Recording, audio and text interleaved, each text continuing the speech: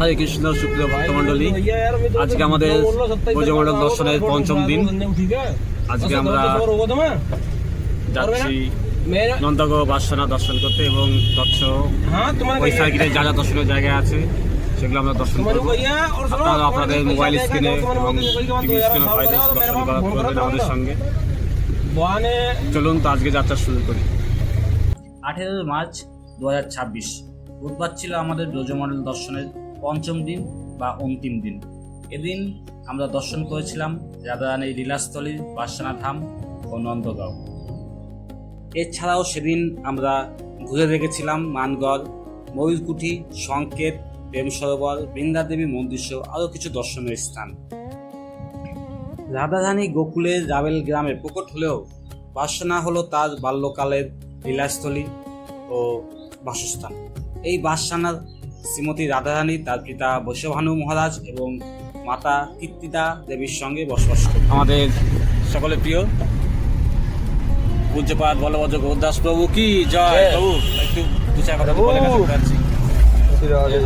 বৃন্দাবন আসুন, ধাম দর্শন করুন আর কি।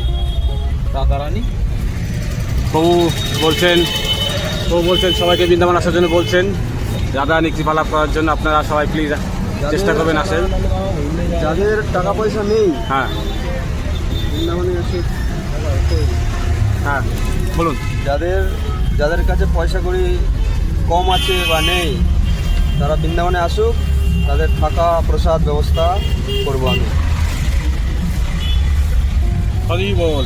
তো প্রভু বলছেন যে যাদের অর্থের অভাব, অনেকে ভাবেন যে টাকা নেই, পয়সা নেই, কী করে যাবো ইত্যাদি ইত্যাদি, তো তাদের কিছু বলতে চাইছেন যে আপনারা ট্রেনের টিকিটটা করে কোনোভাবে আসুন, তাদের থাকা এবং খাওয়ার ব্যবস্থা প্রভু করে দেবেন। কিন্তু দর্শনটা আমরা যেভাবে গাড়িতে করে দর্শন করছি, এটা কিন্তু আপনাদের নিজেদেরই ম্যানেজ করতে হবে। আপনি যদি খুব সামান্য পয়সা নিয়ে যদি আসেন, ট্রেনের টিকিট নিয়ে আসেন, তবু বৃন্দাবনটা আপনি ঘুরে দর্শন করতে পারবেন পায়ে হেঁটে। থাকা এবং প্রসাদের ব্যবস্থা প্রভু করবেন। বৃন্দাবন নাম কি? ব্রজমণ্ডল ভূমি কি? শ্রীমতী রাধারানী কি? নবদ্বীপ মায়াপুর ধাম কি? গঙ্গা মাইয়া, যমুনা মাইয়া কি? জগৎগুরু শিলা প্রভুপাদ কি? নিজ নিজ গুরুদেব কি? বলব।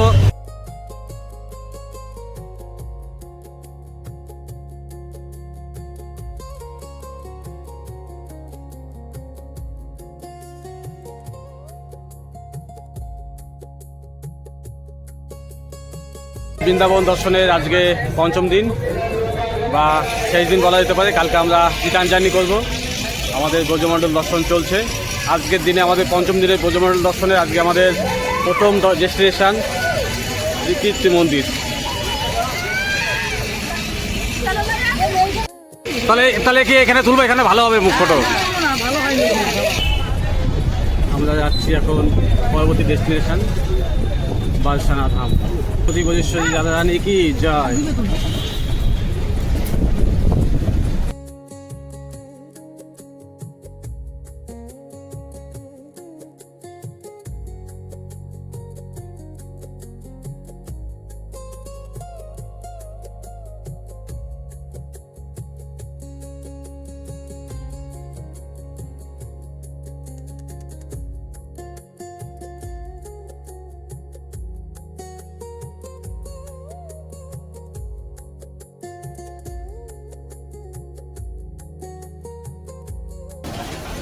ফাইনালি আমরা চলে এসেছি বাসনায়। আমাদের এখন শুরু হচ্ছে দর্শন। বাসনা পৌঁছে প্রথমে আমরা প্রবেশ করেছিলাম গৃহবর বনে। গৃহবর শব্দের অর্থ হচ্ছে অত্যন্ত ঘন জঙ্গল। শ্রীকৃষ্ণ যখন রাধারানীর ওপর অভিমান করতেন, তখন শ্রীমতী রাধারানী সখীদের নিয়ে এই বনের মধ্যে লুকিয়ে থাকতেন। গৃহবর বনের গাছপালা, লতাপাতা কোনো সাধারণ উদ্ভিদ নয়। দাপর যুগে এরা সবাই গোপী, সখী, ঋষি, মুনি ছিলেন, যারা রাধাকৃষ্ণের সেবা করার জন্য এই বনে বৃক্ষরূপ ধারণ করেছেন। সাধু সন্ত মহাত্মাগণ এবং ব্রজবাসীগণ মনে করেন এখানে আজও রাধারানী এবং ভগবান শ্রীকৃষ্ণ সখীদের নিয়ে নিত্যলীলা বিরাজ করেন।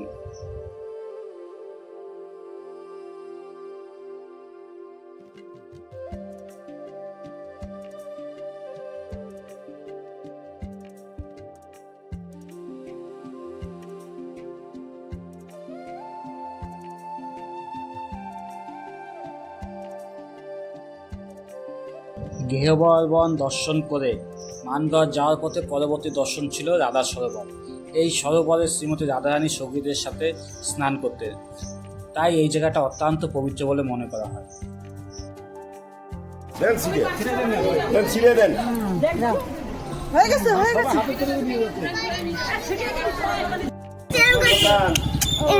বল বল বল বল বল না এখানে ওই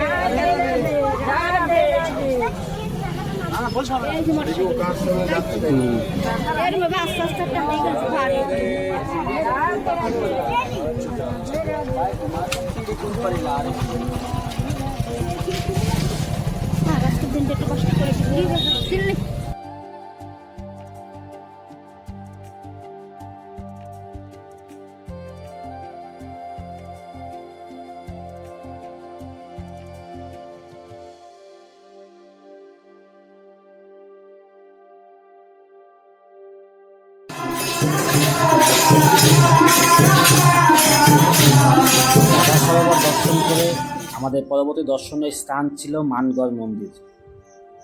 এই স্থানে শ্রীমতী রাধারানী ভগবান শ্রীকৃষ্ণের ওপর মান করে এবং এখানেই তিনি বসে থাকেন। অতঃপর শ্রীকৃষ্ণ অনেক কাকতি মিনতি করিয়া শ্রীমতী রাধারানীর মন ভঙ্গ করেছিলেন, সেই হইতে এই স্থানের নাম মানগড়। আমরা মানগড় দর্শন করলাম। মানগড় দর্শন করে আমাদের পরবর্তী দর্শন ময়ূরকুটি। মেবি আমি ঠিক বলতে পারলাম, ভুলও হতে পারে আমার।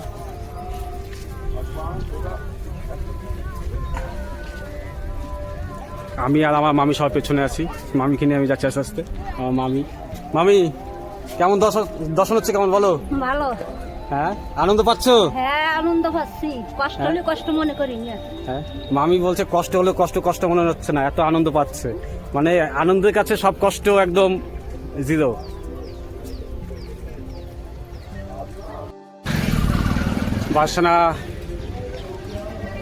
বাসনা দর্শনের এখন আমাদের ডেস্টিনেশন দানগড়। আমরা এখন দানগড় দর্শন করব।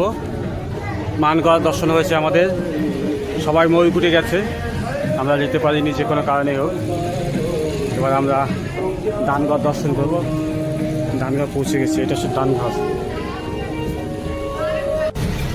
আমাদের মানগড় দানগড় সব দর্শন হলো। এবার বাসনা দর্শনের মূল আকর্ষণ, এবার সেটা আমরা যাচ্ছি দর্শন করতে। এবং এই যে বাসনা আসার যে প্রধান উদ্দেশ্য, যে কারণ, এবার সেটা থাকলো আপনাদের জন্য। ফাইনালি আমরা পৌঁছে গেলাম বাসনা। ও এখানে হনুমান নেবে না, এখানে হনুমান নেয় না। ফাইনালি আমরা পৌঁছে গেছি বাসনা লাডলিজির দরবারে। এখন আমরা দর্শন হবে শ্রীমতী বজেশ্বরী রাধারানী দর্শন করবো আমরা।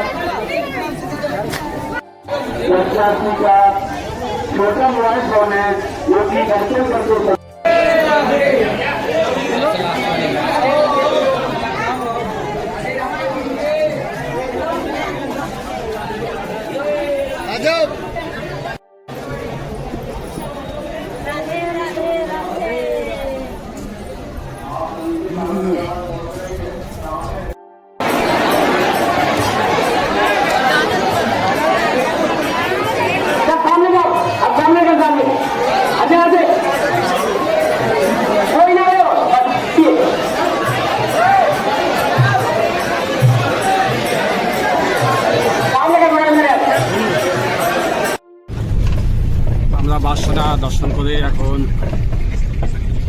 চলে এসেছি প্রেম সরোবর। এবার আপনারা দর্শন করবেন প্রেম সরোবর।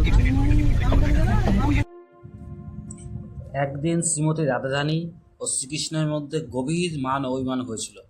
রাধারানী অভিমানে যখন কাঁদতে শুরু করে, তখন তা দেখে শ্রীকৃষ্ণ চোখের জল চলে আসে। তাদের সেই পবিত্র চোখের জলে এই সরোবর পূর্ণ হয়, সেই জন্য এই সরোবরের নাম প্রেম সরোবর।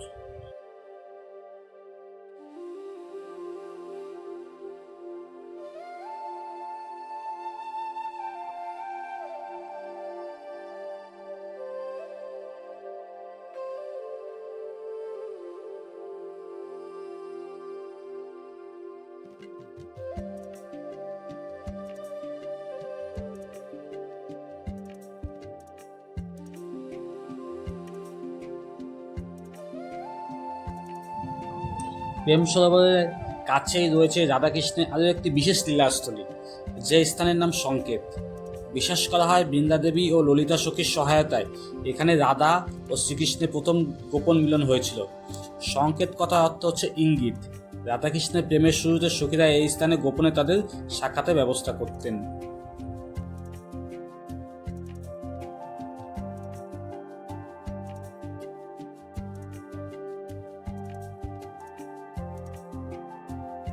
তারা জানেন হিসাবে বলবো মা।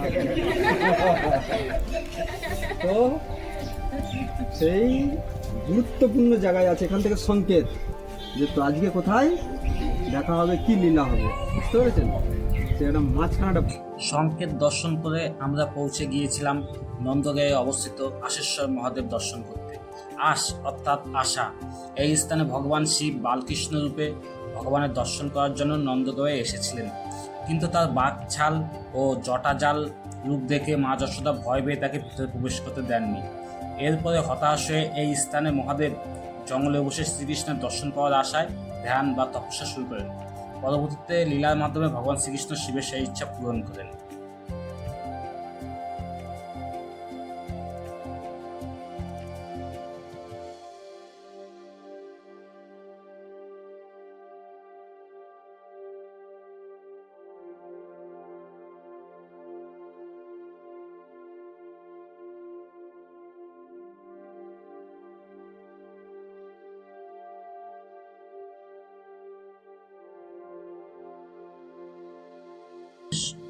আশেশ্বর মহাদেবের অনন্ত দূরে অবস্থিত তের কদম, সেখানে আমরা পৌঁছে গেছিলাম দর্শন করতে। তে শব্দের অর্থ ডাকা আর কদম শব্দের অর্থ হচ্ছে গাছ, কদম গাছ।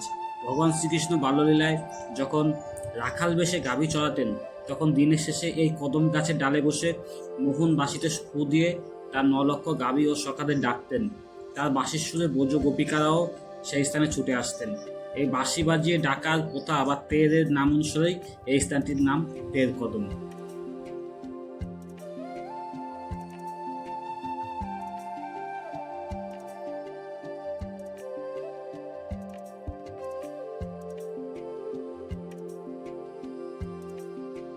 কদম দর্শন করে সেদিনকে আমাদের পরবর্তী দর্শন ছিল বৃন্দা দেবীর নিকটস্থ চরণ পাহাড়ি, যেখানে ভগবানের চরণ চিহ্ন আজও বিদ্যমান।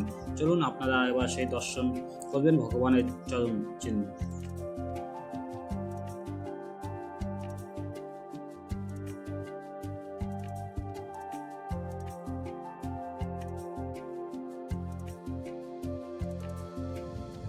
সেদিনকে দর্শনের আমাদের শেষ এবং অন্তিম দর্শন ছিল বৃন্দাদেবীর মন্দির।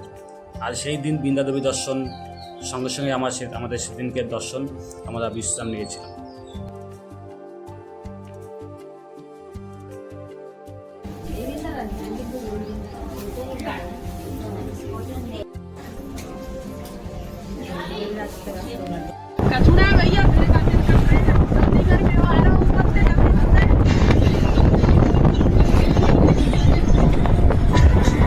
নন্দগাঁও দর্শন করে আমরা এখন আমাদের পরবর্তী ডেস্টিনেশন কোকিলাবনের দিকে। এরপরে আমরা দর্শন পাবো কোকিলাবন।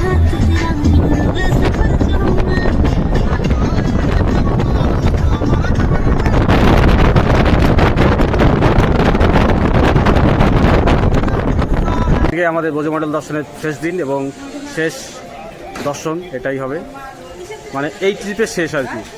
এখন আমরা আসছি সেটা হচ্ছে কোকিলাবন। এখানে শনিদেবের মন্দির আছে, আপনারা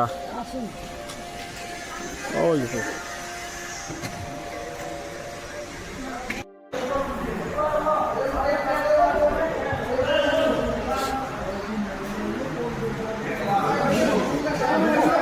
হ্যাঁ আমাদের ব্রজমণ্ডল দর্শনের বা ব্রজমণ্ডল যাত্রার আজকে ছিল শেষ দিন, আর এটা ছিল শেষ দর্শন।